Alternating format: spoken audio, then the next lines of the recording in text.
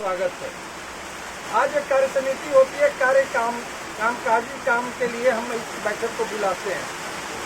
तो दो चीजें हैं, ये जो विस्तृत कार्य समिति है ये पहले राष्ट्रीय स्तर पर किया गया दिल्ली में, फिर उसके बाद विस्तृत कार्य समिति हमारी पटना में हुई, फिर हमारी विस्तृत कार्य समिति जिले में हुई और फिर आज यहाँ हर मंडलों में हो रही है। तो विस्तृत कार्य समिति करने का उद्देश्य क्या है? पहले कई जगह ये कार्य समिति होती रहती है, ये अगली बार हुई, अगली बार कार्य समिति भी होगी, विस्तृत कार्य समिति नहीं होगी।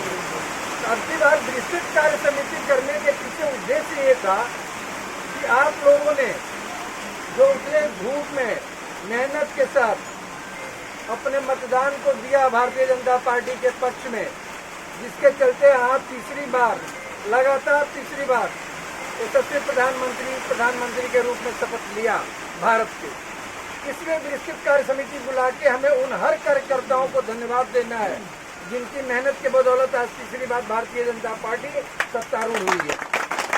यही वजह था हम हर उस छोटे से छोटे कार्यकर्ता को, बूथ पे काम करने वाले कार्यकर्ता का भी धन्यवाद देते हैं। ये अलग बात रही कि कहीं पे फासला कम हुआ, कहीं कम ज़्यादा से जीते, कहीं कम से जीते। अब यह प्रयास करना था कि हम फिर कैसे वहां तक पहुंचे। अब की बार का चुनाव बड़ा ही, कह लीजिए कि विडंबना का चुनाव था। जिन लोगों ने संविधान की हत्या की, जिन लोगों ने इमरजेंसी लाया इस देश में, आज वही रहनुमा बने बैठे हैं संविधान के लिए। और जो लोगों को, भोले भाले लोगों को झूठ बोला कि भारतीय जनता पार्टी तीसरी बार आएगी तो संविधान बदल देगी, आरक्षण खत्म कर देगी। अरे आपका तो प्रमाण है साहब, आपने 75 में संविधान को बदला, संशोधन किया और इमरजेंसी लगाया इस देश में। भारतीय जनता पार्टी पिछले 10 वर्षों से शासन कर रही है, अपने दम पे कर रही थी। एनडीए हमारा सहयोगी है, आगे भी रहेगा, लेकिन अपने दम पे जो काम कर रही थी, उस समय जब हम संविधान को नहीं बदले, उस समय संविधान में हमने संशोधन नहीं किया, उस समय हमने आरक्षण खत्म नहीं किया, तो ये जितने झूठे मिल गए थे, यही मैसेज पहुंचाने में लोग कामयाब रहे, हम लोग वहीं चूक गए।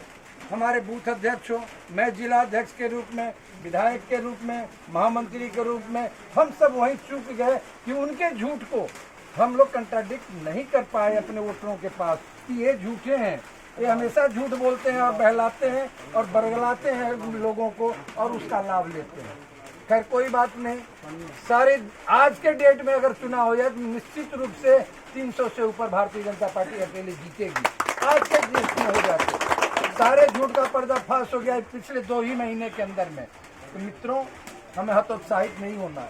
अगर हमने 600 से लीड किया था तो उस वक्त को हमें याद करना है कि जब हम 7000 से लीड किए हैं। अब वक्त आ गया है, भारतीय जनता पार्टी दुनिया की सबसे बड़ी पार्टी है, आप लोगों की बदौलत है।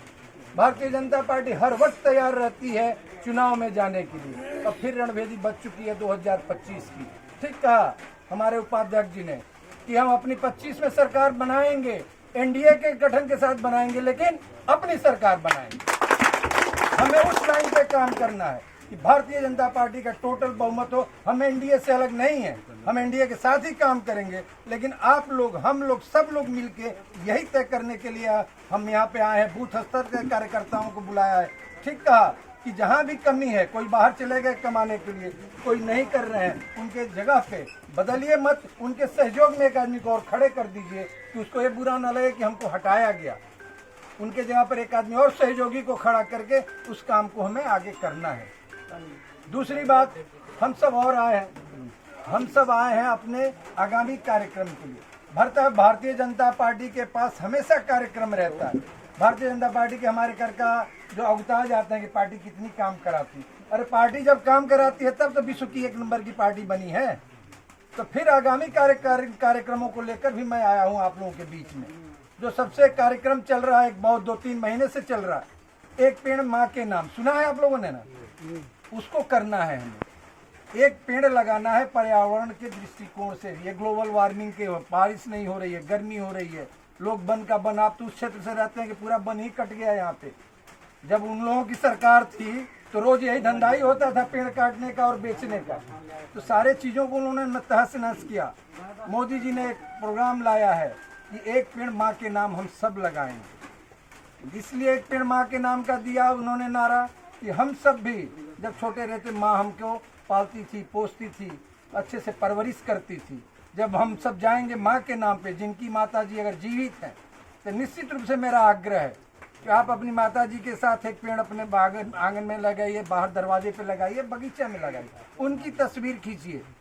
और भारतीय जनता पार्टी का एक पोर्टल है, सरल ऐप, सब जानते होंगे, नहीं तो हमारे मंडल के अध्यक्ष लोग, हमारे वहाँ के जो कार्यकर्ता बताएंगे, उस पर लोड कीजिए। आपकी माता जी अगर नहीं है, उनकी अगर तस्वीर है, तो उस तस्वीर के साथ आप एक पेड़ लगाइए और आपको याददाश्त रहेगा कि मैं अपने माँ के नाम पेड़ लगाया हूँ, तो उसका देखभाल आप करेंगे और वो फल जब वृक्ष बड़ा होकर बड़ा वृक्ष बनेगा तो उसका लाभ सबको मिलेगा। दूसरा कार्यक्रम हमारा, जैसे कहा गया कि हमारे वोट कम हो गए, बहुत जगह देखने में और सुनने में बातें आई थी कि हमारे लोगों का नाम काट दिया गया था लिस्ट से।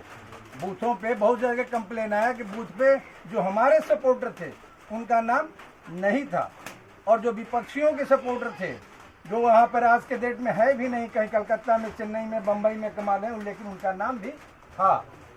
तो जितने भी हमारे बूथ अध्यक्ष हैं, मंडल अध्यक्ष जी से मैं आग्रह करूंगा कि अपने बूथ अध्यक्ष लग जाएं अभी से, कि आपके अगल बगल गांव में जो हमारा बूथ है, उस बूथ के अंतर्गत आने वाले कौन से लोग हैं जो मतदाता सूची में नहीं जुड़ पाए हैं, उसकी लिस्ट बनाइए, अभी से बनाइए। ये मान के चलिए कि हम चुनाव के मैदान में आ चुके हैं, लिस्ट बनाइए जिनका नाम छूट गया है।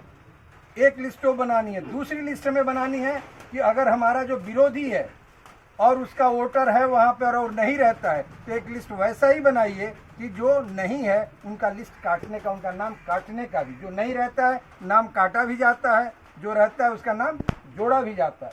तो हम लोगों को विशेष ध्यान देना है कि जो विरोधियों का वोटर है उसको देखिए कि आपके अगर बूथ में अगर 10 विरोधियों का आप कटवाते हैं तो आपका फायदा 20 का होता है।